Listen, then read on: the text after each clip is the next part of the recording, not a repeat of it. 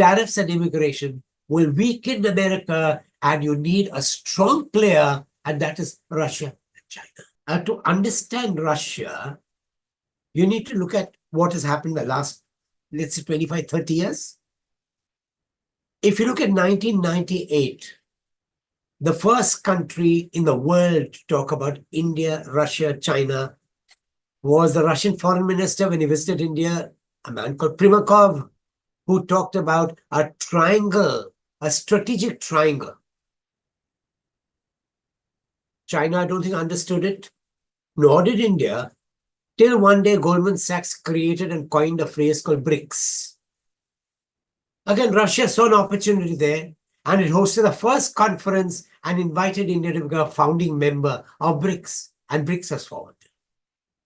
So Russia had the foresight to see how important Russia, India, China would be, how BRICS would be very important, and thereafter, even in the new Ukraine war, while the West is bleeding, Russia is becoming stronger. Russia has forged links with China. It has very old links with India because of defense, steel, pharma. India would not have got a pharma industry in place had it not been for IDPL getting Russian technology, because the West refused to give technology to India. The first steel technologies came to India from Russia. So Russia has a very old relationship with India, and India's growth happened because of tremendous support that Russia gave to India. And even now, the marriage maker between China and India is Russia. And that is why Russia becomes important. It's also becoming important accidentally because of the embargoes and the sanctions the West imposed on Russia. And that is how the the oil trade began. And India gets oil much cheaper than from the West, the Middle East and the West. And that's why India could reduce its balance of payment problem because of imports from Russia.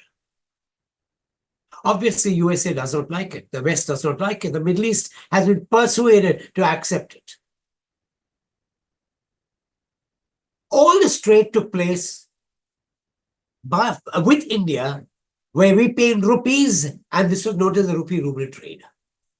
The Rupee-ruble trade ran into major complications in the 1990s when it was used for laundering money and making money. The prices, the exchange rates were fixed so arbitrarily that there was a lot of money to be made in playing the rupee against the ruble and doing trade and taking the money and then buying dollars instead. That old trade of fixed exchange rates was cancelled, and now it's a floating exchange rate where we pay, and there's an outstanding that Russia has to receive from India and take back the rupees and give Russia dollars. India does not have the dollars, and Russia does not want to cancel the trade with India. So it's disadvantaged Russia because it's saddled with more and more rupees which are not being converted into dollars. So what's the way out? One way out is to increase exports of India. Traditionally, for the last 70 years, India's never really tried to create the products that Russia needed. It was more interested in catering to the West.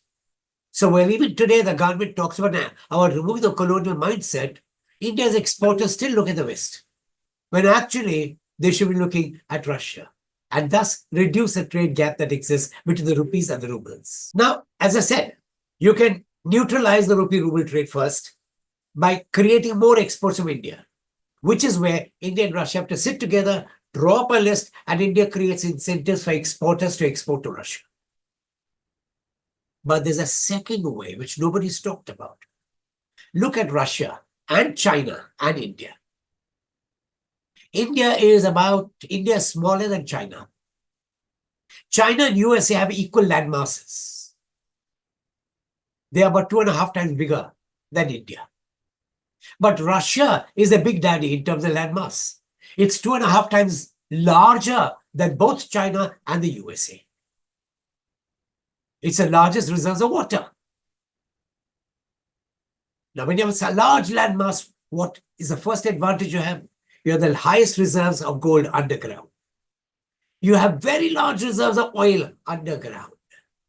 You need to extract those minerals plus other rare earth minerals and many other minerals that are there in Russia. But Russia has the lowest population density among all the countries. India has a large population density. Can India and Russia work out a deal whereby Indian labor can help Russia exploit these mines? And since mines require investment, talk to China. Let Russia talk to China. Let China become the financier. Let India become the labor provider, and Russia is the land from where you're excavating. And then you can work out a production sharing scheme between all the three. India benefits because it gets both money, the minerals, as well as labor employment. China benefits because it finds another place to invest its money. And Russia benefits because it can harness the huge reserves of minerals it has and becomes cash surplus and export to the world. India and Russia have a great potential of talking to each other and neutralizing the trade deficit that exists because we have not been able to get back the rupees that Russia has earned. So that is important, and that must be changed. And that is why this Putin visit becomes important. There are two other reasons. Russia has long-standing been India's largest defense supplier.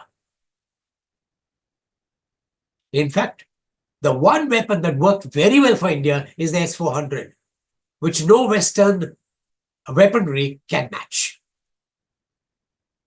Its planes are the stealth planes, and there are only three countries that manufacture stealth planes. One is China, one is Russia, and the third is the US. India should look at Russia more for arms because they are strategically important for India. But there's a third reason why. Whenever Russia has given arms to India, unlike the weapons that France has given, or the US has given, they give components to India, and India just uses a screwdriver to tighten the parts together. Russia passes on technology. Look at the S-400, look at the missile systems through BrahMos, which is a joint venture between Russia and India. Russia passes on technology to India. It trains Indians. And that is why India needs to have Russia more close, both in its defense and its scientific pursuits. And lastly, in this geopolitical arena, if Russia, India, China work together, American sanctions do not work at all because you've got two of the largest markets, the largest financier, the largest earth, a landmass, and the largest population. Each one of them has a skill, and Russia is a linchpin on which all the three will revolve. And that is again another reason why Russia and India should be looking closer to each other. This meeting is crucial. This meeting is crucial because you have to find out ways to reduce the stockpile of rupees that Russia has. And that you have to identify items that India can export and also work on joint ventures in Russia. Get your biggest steel companies to open joint ventures in Russia to extract steel. Get your biggest aluminum companies to extract aluminum. You become the largest producers of both steel and aluminum in the world. Maybe one day we'll even surpass China. Because then what happens is China's finances, India's labor, Russia's land can work together. And you also reduce the stockpile of rupees. All the three become foreign exchange earners. Yes, and yes, one more thing, just one little thing more. Please remember that in the last 60, 70 years, the West has been very influential in promoting false narratives against Russia and against China. The West does not want these countries to become close to India because the synergies that either, preferably both of these countries, can unleash with India is mind-blowing. It's bigger than the entire West put together. One last point you must remember, that the West is a declining power. All the countries have declining populations. America benefited through migration. It was a land of immigrants. And its best brains came in because of immigration. That is under threat. Tariffs and immigration will weaken America, and you need a strong player, and that is Russia and China.